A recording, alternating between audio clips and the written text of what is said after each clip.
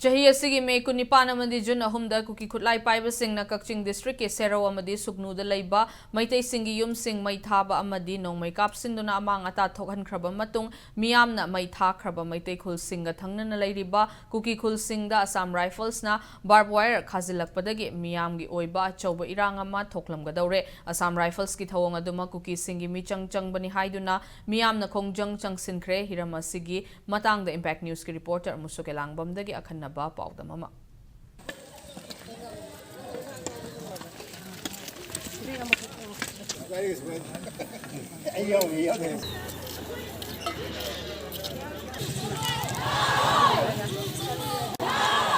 Hauji ahangna laiba mafam asi akoi sugunugi miyamna nazarat hairaga khangnaba mafam adu laiba koi UKLF ki lusingba khomang haiba mi adugi yumni hauji miyamna uriba si aduga asida laiba bat wayar mayam asi koigi haiba sugunu amadi haiba nazat ki area asi I taina bada Assam Rifle ki maikai dagi khajillami haibgi wahauda koi masing yamnaba koi sugunu amadi Kakching district ki miyamna haiba bat wayar sing asi koi police amadi district authority ki ayaba amata knowledge amta thamlamdana koi khajillami haiba si lokthokadabni haiduna masing yamnaba miyamna koi khongjang changsinabagi sem saba agi adumba mamiduni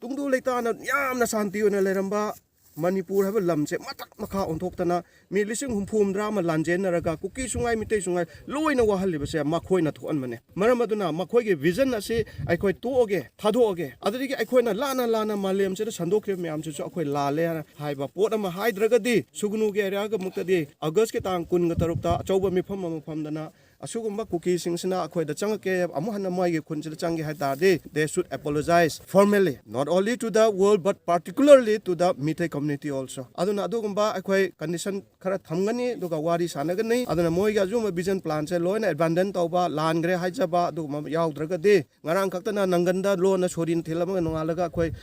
koi ge tinasi habadu di yaroi koi badwar lautho hannagu damakta khongjang changsingyani haina torambadu koi Kakching district ki assistant SP operation binoina na singba police team amadi BSF amadi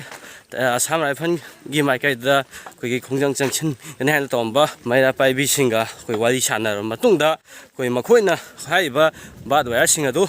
koi ngarang numidang lauthokre haibagi thajaba piba tu koi haiba Assam Rifle police amadi maya paibi singa loinana haiba Assam Rifle gi wafam adu kadai fawba sumbano haibadu koi yengsinnawi namakta masing yamlaba miyam asi koi lakli hojiksu Assam Rifle na Kuki gi favor da lei haibagi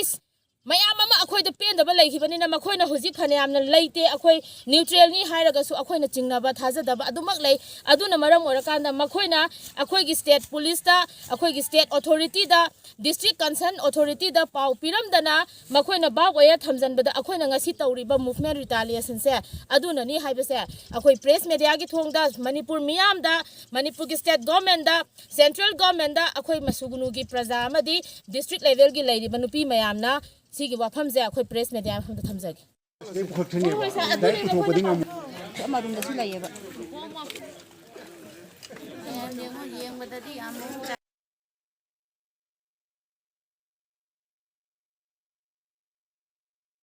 tang ama irai numit asida akhoi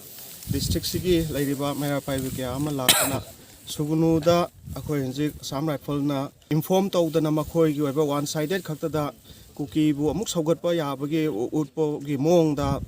saman ba wire khajillamba sibu akhoi yaningde habu utnanabagi amusung lokthoknanabagi akhoi nangasigi movement ase sagatchabane koi miyam gi khongjang changsinggani haina tawramba do Assam Rifle gi maikai dagi koi lokthokhiba duna maram oiraga ꯑꯩꯈꯣꯏ ꯄꯥꯝꯗꯕ ꯊꯧꯗꯣꯛꯇꯤ ꯊꯣꯛꯈꯤꯗ꯭ꯔꯦ ꯑꯗꯨꯒ ꯂꯣꯏꯅꯅ ꯑꯩꯈꯣꯏ ꯑꯦꯔꯤꯌꯥꯁꯤꯗ ꯃꯈꯥ ꯇꯥꯅ ꯑꯩꯈꯣꯏ ꯑꯃꯨꯛ ꯍꯟꯅ ꯑꯁꯥꯝ ꯔꯥꯏꯐꯜꯒꯤ ꯃꯥꯏꯀꯩꯗꯒꯤ ꯍꯥꯏꯔꯤꯕ ꯊꯧꯑꯣꯡꯁꯤꯡ ꯑꯁꯤ ꯇꯧꯕꯤꯒꯅꯨ ꯍꯥꯏꯕꯒꯤ ꯃꯤꯐꯝ ꯄꯥꯡꯊꯣꯛꯄ ꯂꯣꯏꯅꯅ ꯑꯁꯥꯝ ꯔꯥꯏꯐꯜꯒꯤ ꯃꯀꯣꯛ ꯊꯣꯡꯕ ꯁꯤꯡ ꯑꯃꯗꯤ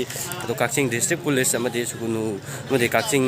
ꯗꯤꯁꯇ꯭ꯔꯤꯛꯀꯤ ꯇꯣꯉꯥꯟ ꯇꯣꯉꯥꯟꯕ ꯃꯩꯔꯥ ꯄꯥꯏꯕꯤ ꯃꯌꯥꯝꯒ ꯂꯣꯏꯅꯅ ꯑꯩꯈꯣꯏꯒꯤ ꯁꯨꯒꯨꯅꯨꯒꯤ ꯑꯩꯈꯣꯏꯒꯤ ꯀꯝꯃ꯭ꯌꯨꯅꯤꯇꯤ ꯍꯣꯜ ꯑꯁꯤꯗ ꯍꯧꯖꯤꯛ ꯑꯩꯈꯣꯏ ꯃꯤꯐꯝ ꯄꯥꯡꯊꯣꯛꯏ ꯂꯣꯏꯅꯅ ꯃꯔꯨꯑꯣꯏꯅ ꯁꯨꯒꯨꯅꯨꯒꯤ ꯑꯦꯔꯤꯌꯥꯗ ꯊꯣꯛꯈꯤꯕ ꯄꯥꯝꯗꯕ ꯊꯧꯗꯣꯛꯁꯤꯡ ꯑꯁꯤ ꯊꯣꯛꯇꯅꯕꯒꯤꯗꯃꯛꯇ ꯍꯧꯖꯤꯛ ꯂꯩꯔꯤꯕ ꯁꯦꯟꯇ꯭ꯔꯦꯜ ꯐꯣꯔꯁ ꯑꯃꯗꯤ ꯁ꯭ꯇꯦꯠ ꯐꯣꯔꯁꯀꯤ ꯃꯥꯏꯀꯩꯗꯒꯤ ꯌꯥꯝꯅ ꯅ꯭ꯌꯨꯇ꯭ꯔꯦꯜ ꯑꯣꯏꯕ ꯃꯑꯣꯡꯗ ꯊꯕꯛ ꯇꯧꯍꯟꯅꯤꯡꯕꯒꯤ ꯑꯄꯥꯝꯕ ꯃꯤꯌꯥꯝꯅ ꯐꯣꯡꯗꯣꯛꯅꯔꯤꯕ ꯑꯁꯤꯒꯤ ꯔꯤꯄꯣꯔꯠꯁꯤꯡ ꯑꯁꯤ ꯇꯥꯔꯕ ꯃꯇꯨꯡꯗ ꯂꯩꯔꯤꯕ ꯁ꯭ꯇꯦꯠ ꯑꯃꯗꯤ ꯁꯦꯟꯇ꯭ꯔꯦꯜ ꯐꯣꯔꯁꯁꯤꯡꯒꯤ ꯃꯥꯏꯀꯩ ꯂꯣꯏꯅꯅ ꯃꯅꯤꯄꯨꯔ ꯂꯩꯉꯥꯛꯀꯤ ꯃꯥꯏꯀꯩꯗꯒꯤ ꯍꯥꯏꯔꯤꯕ ꯑꯦꯔꯤꯌꯥ ꯑꯁꯤꯗ ꯄꯥꯝꯗꯕ ꯊꯧꯗꯣꯛ ꯋꯥꯊꯣꯛꯁꯤꯡ ꯊꯣꯛꯇꯅꯕꯒꯤꯗꯃꯛꯇ ꯀꯔꯤ ꯀꯔꯤ ꯑꯅꯧꯕ ꯈꯣꯡꯊꯥꯡꯁꯤꯡ ꯄꯥꯏꯈꯠꯂꯛꯄꯒꯦ ꯍꯥꯏꯕꯗꯨꯗꯤ ꯃꯤꯌꯥꯝꯅ ꯉꯥꯏꯃꯤꯟꯅꯕ ꯑꯃ ꯃꯊꯧ ꯇꯥꯔꯤ ꯏꯝꯄꯦꯛ ꯅ꯭ꯌꯨꯁꯀꯤꯗꯃꯛ ꯁꯨꯒꯨꯅꯨꯗꯒꯤ ꯃꯌꯥꯝꯗ ꯄꯥꯎꯗꯝꯖꯔꯤꯕ ꯏꯆꯥ ꯏꯔꯥꯡ ꯑꯃꯁꯨ